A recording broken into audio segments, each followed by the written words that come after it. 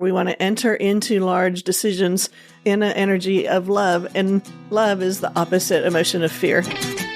Welcome to Becoming Virtuosa, the podcast that encourages you to become your best virtuosa self. Each week, Dr. Susan Crockett goes where the scalpel can't reach, exploring conversations about how to be, heal, love, give, grow, pray, and attune. For the first time ever, she's bringing the personal one-on-one teaching that she shares with individual patients to you on this broader platform. A weekly source of inspiration and encouragement designed to empower you. By evolving ourselves as individuals, we influence and transform the world around us. Please help me welcome board-certified OB-GYN specializing in minimally invasive GYN surgery, internationally in the top 1% of all GYN robotic surgeons, a certified life coach, and U.S. News top doctor, your host, Susan A. Crockett, MD. Okay, welcome you guys. Welcome to the Dr. Crockett Show. I'm your host, Dr. Susan Crockett. I am a minimally invasive GYN surgeon in San Antonio, Texas. And if you're just joining us, this is a very special episode.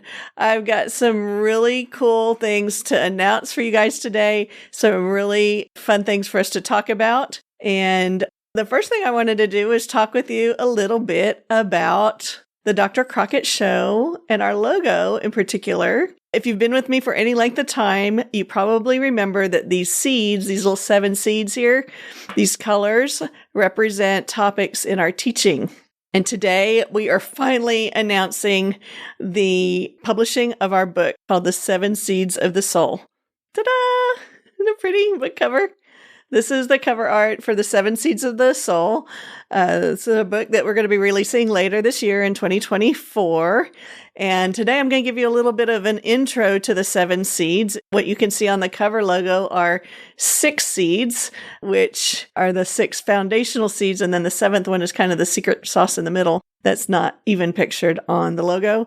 And I chose this logo. It's really kind of cool. I have a fondness for Leonardo da Vinci. I operate on a da Vinci robot.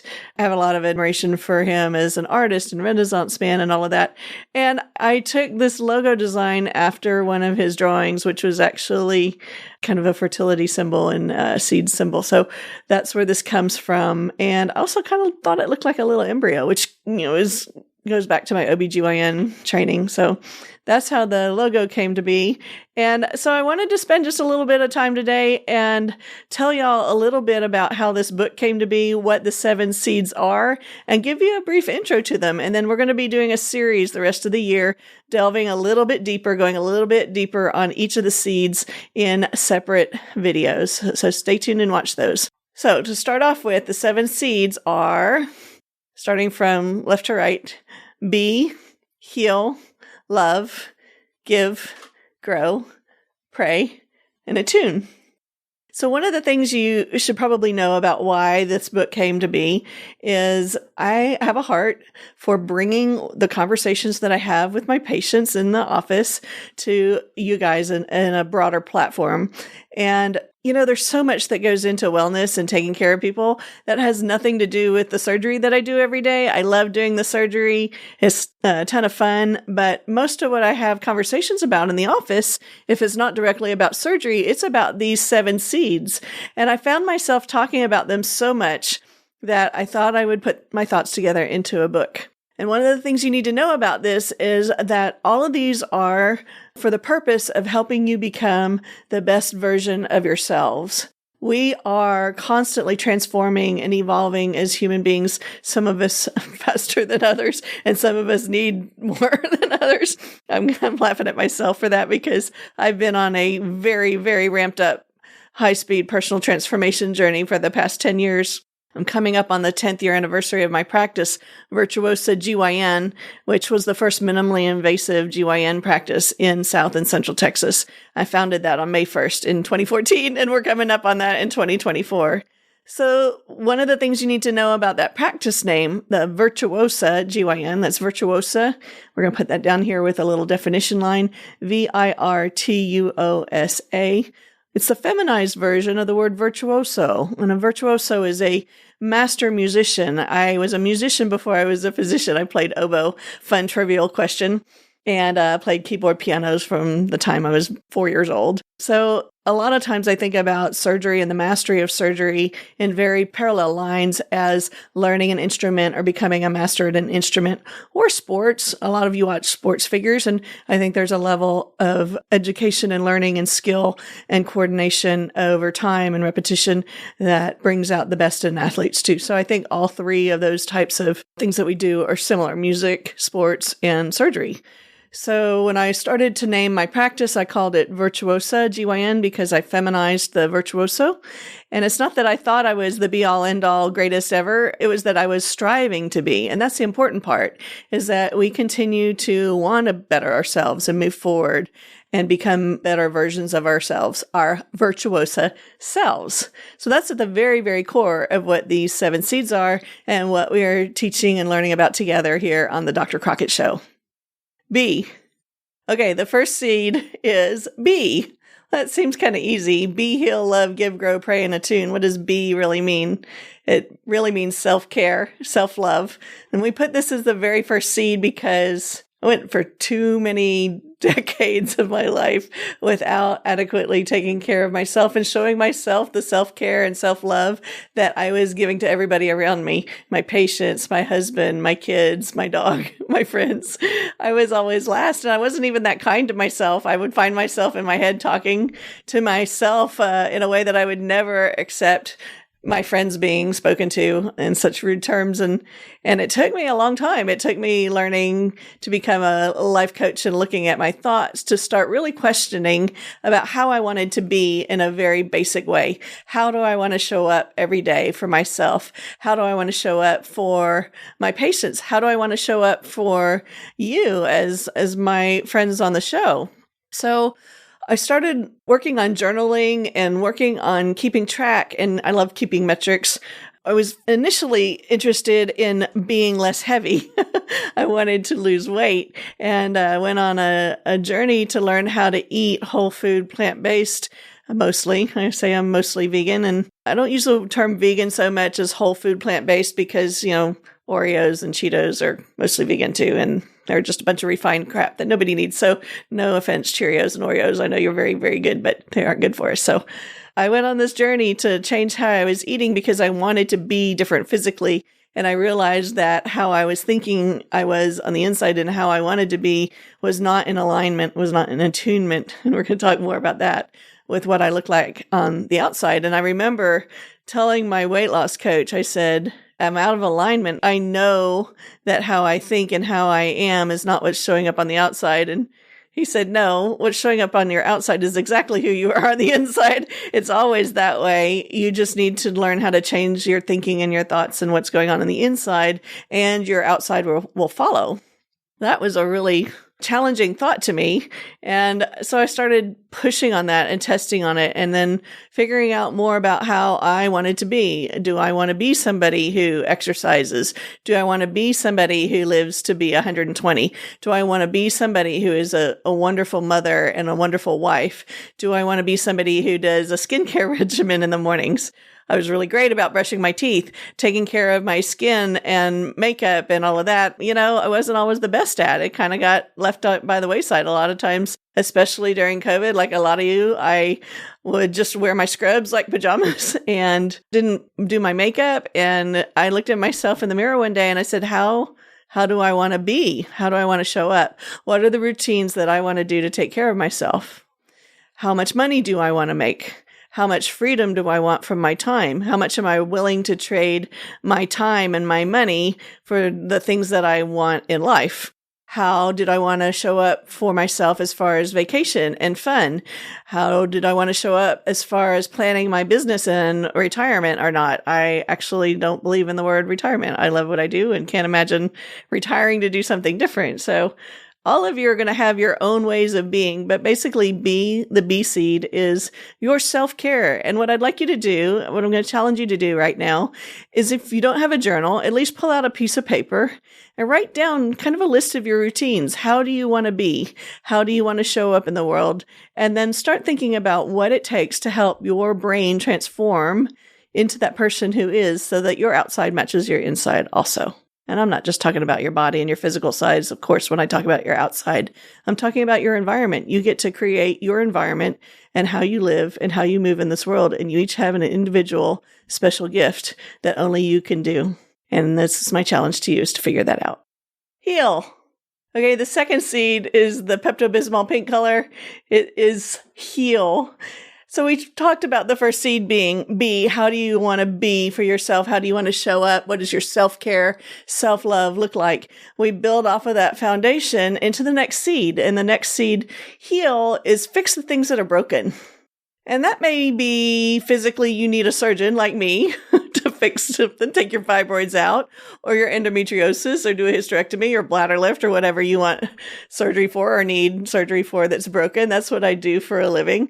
But healing goes much, much, much deeper than that. So when I talk about healing, what I'm really getting at is finding the things that are not working well in your life and figuring out how to make them work or eliminate them. So how do you go about searching for things that are broken? That's a really good question. How do you find the things that are broken? Sometimes it's really obvious, like you hurt really badly and your body tells you that something is broken and you need to get something fixed. But sometimes things are broken in our lives that we can't see, like our emotions, deep scars or wounds. And it's important for us to identify those pain points also, and to seek out the help that we need to heal those types of brokenness also. Other types of healing in your life may have to do with healing your finances. Maybe you've had some pain points with your money and figuring out how to manage your finances, your work, and that part of your life. Maybe you need help healing your relationships. You know, relationships are the foundation of everything that we do in life. And broken relationships cause a lot of stress and strain on ourselves. It's very, very difficult to walk about in the world feeling like you're disconnected and not in good relationship with people, or to have relationships that are harmful or hurtful to you. So learning to develop boundaries is a way of healing. That's actually a big part of healing emotional wounds, is to have that strength of self that we're building on from the B seed and carrying it into the healing seed on all levels. Maybe you need healing in your environment. Maybe you're in an environment that is toxic or not healthy for you. That could be a work environment. It could be a home environment. Maybe your car is not safe, needs fixing or getting into the shop. So healing encompasses a whole lot more than just coming to see a doctor or a surgeon. I'm going to challenge you in the days ahead to look at what is broken in your life and to start sorting through what you can do to start working on the healing, how you start bringing together your resources into focus and choosing which pieces you're going to heal first, which are most important to you. Love. The third seed is love. Everybody's favorite topic. Love, love, love, love. So the reason that we put this in as the third seed is it comes at a little deeper level than how are you going to be, fix what's broken. Now we're moving into a little bit of the more deep spiritual, emotional side of things. I want to come at this topic from the point of view of a life coach. One of the things that we learned during my life coach certification program was to actually be the watcher of your thoughts, which means that you can sit and pay attention to what your brain is doing as the watcher.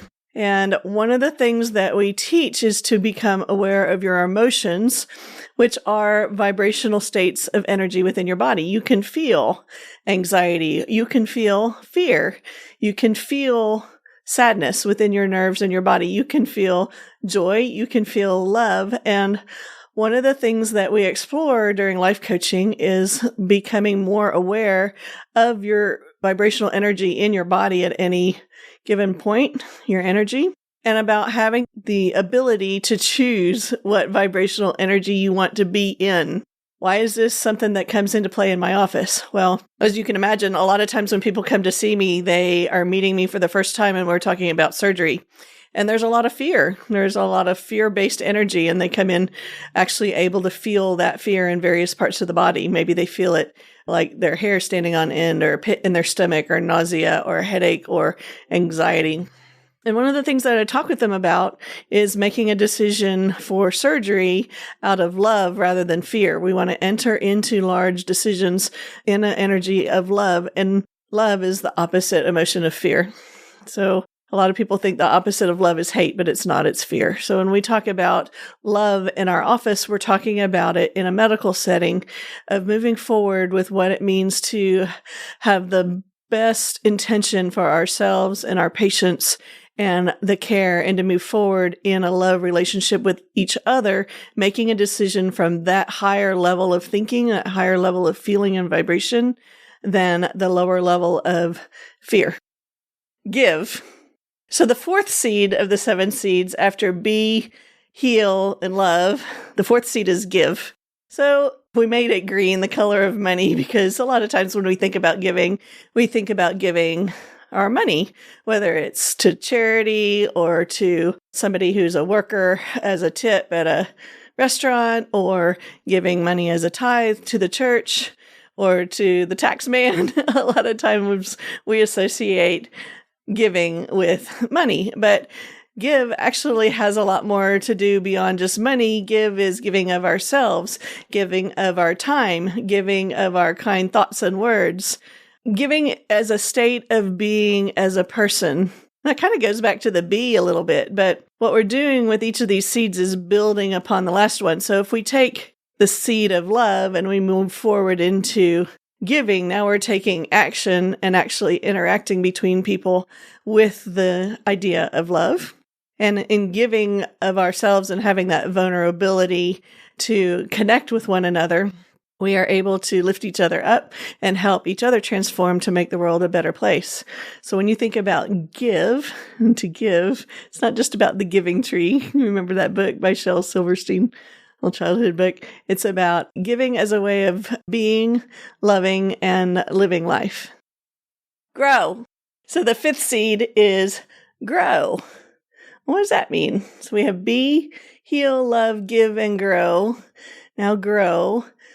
That's a scary word to a lot of people, because not only does growing imply expanding, which some of us are trying to do physically the opposite of, it also connotates change. To grow means to change. There's a saying that we have here on the Dr. Crockett Show, and that is TSN. Try something new. We want you to try something new every day. We want you to grow and think about expanding your circle of influence, expand your circle of experience. When we're cooking downstairs like we did today, where we did this beautiful salad where we had all different colors of the rainbow to eat, we expanded our palate. And we also tried some new foods that we hadn't had before. So the growing part of this, it's not just a trite little saying like, go grow up. It really means looking at yourself and your place in this world and figuring out what you want to do to learn. What's the next thing you're going to learn? What is the next thing that you want to accomplish? What are your 5-year goals? What are your thoughts about people that you need to change? What are your desires as you think about the unique person that you're supposed to be? What do you have to do to grow into that next version of yourself? So this seed is really a much deeper level of transformation and challenge than some of the other ones. Now we're building up into thinking about your change. What are you going to do? How are you going to do that? Pray. Okay, so the 6th seed of the soul, we're getting deeper as we go through be, heal, love, give, grow. Now we're up to pray, the 6th one.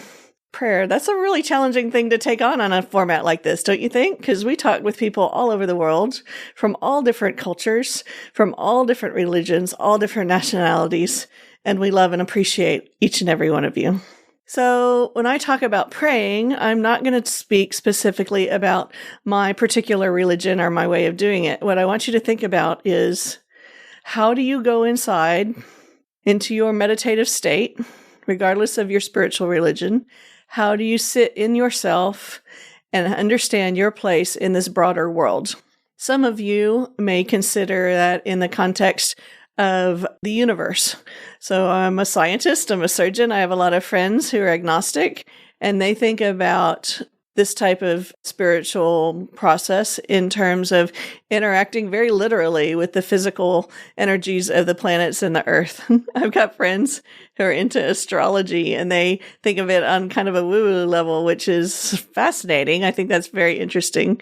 I've got friends who think about this type of process, this prayer, on a religious level. Some of them are similar to what I would think of or what I was brought up with in the Christian faith, where we have this idea of a God who is outside of us, and we have an ability to connect through prayer, both in petition and in receiving, with that is outside of us. Other people that have other religious beliefs may have many gods.